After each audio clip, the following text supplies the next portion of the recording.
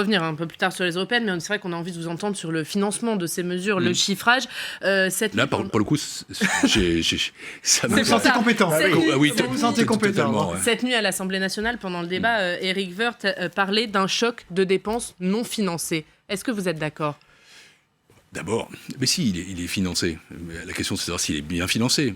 Alors, est-ce qu'il est bien financé ? D'abord, il y a effectivement cette dizaine de milliards. Disons que le déficit de la France, tel qu'il est présenté aujourd'hui, devrait être de 3,2% en 2019.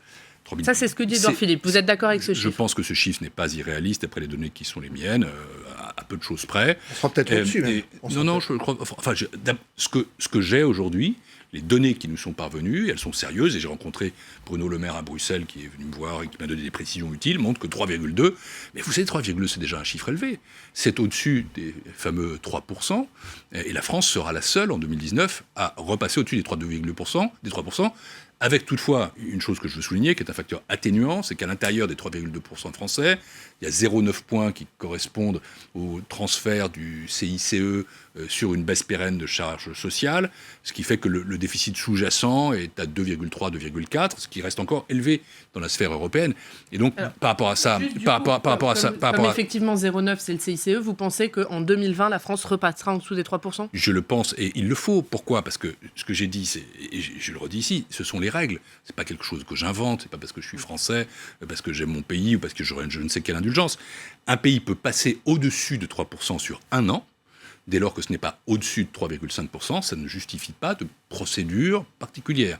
Il ne peut pas être 2 ans de suite au-dessus de 3%, car sinon, à ce moment-là, on rebascule dans ce qu'on appelle une procédure pour déficit excessif. Dès lors que le déficit français, ce dépassement sera temporaire, exceptionnel, et j'ajoute limité, il est acceptable. Et c'est en ceci que je peux porter un regard sur le financement. Mais mon souhait, vraiment, c'est qu'il soit le plus limité possible. Pourquoi ?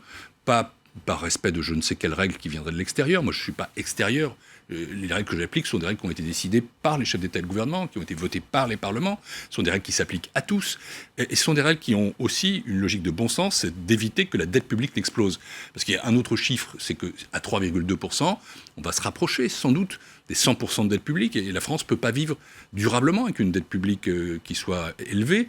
Et c'est la raison pour laquelle il faudra en effet qu'après 2020, au-delà de cette poussée qui est justifiée par une situation exceptionnelle, le fleuve, ou plutôt la rivière, retrouve son lit et qu'on soit capable, je crois, d'avoir en France aussi un respect durable des critères de finances publiques en dessous de 3%. Alors, vous avez vu qu'un accord a été trouvé entre le ministre de l'Intérieur et les policiers. Accord qui coûte, c'est une revalorisation de salaire. Est-ce que vous craignez que cet accord fasse boule de neige et que du coup, la rivière ne retrouve pas son lit, comme vous le dites ?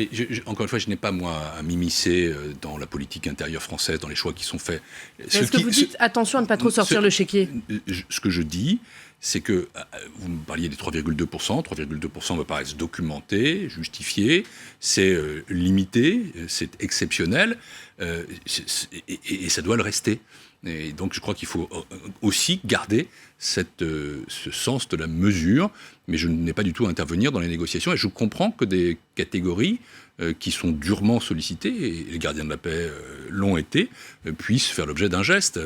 Mais il faut que tout cela soit maîtrisé. Parce que vous savez, il y a aussi une façon de financer certaines mesures, c'est de faire des économies ailleurs. Et ça, je crois qu'il ne faut pas... mais vous m'interrogez comme si j'étais le ministre des Finances de la France. Je l'ai été. Mais oui. Oui, mais parfois je suis très tenté de répondre, mais je ne le dois pas. Donc je me retiens. Pierre Moscovici.